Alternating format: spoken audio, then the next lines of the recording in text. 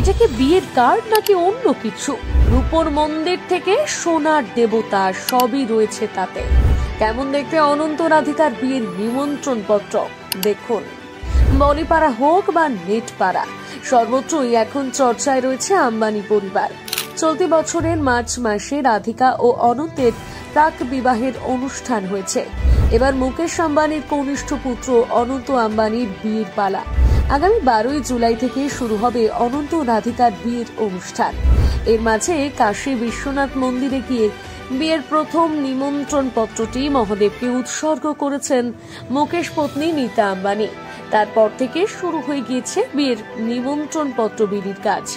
ইতিমধ্যেই সোশ্যাল মিডিয়ায় অনন্ত রাধিকার বিয়ের নিমন্ত্রণ পত্রটি ভাইরাল হয়েছে, যা দেখে চোখ কপালে উঠছে নেটিজেনদের। ভাইরাল ভিডিওটিতে দেখা গিয়েছে লাল রঙের একটি ছোট আলমারির মধ্যে রূপোর মন্দির। আলমারি খুললেই জ্বলছে এলইডি লাইট। লাইটের আলোয় রূপোলি মন্দিরের চমক যেন আরো কয়েক গুণ বেড়ে যাচ্ছে। মন্দিরের এক একটি কক্ষে রয়েছে বিষ্ণু, রাধা, কৃষ্ণ, দুর্গা ও গণেশের মূর্তি।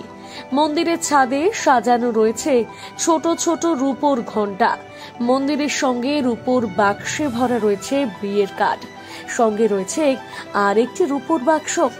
বাক্সের ভেতরে রয়েছে একটি শাল, বিভিন্ন দেবতার সোনার মূর্তি, অনন্ত রাধিকার নাম আঁকা একটি মুসলিমের কাপড়। প্রসঙ্গত, ছোট থেকেই পরস্পরকে চিনতেন রাধিকা এবং অনন্ত।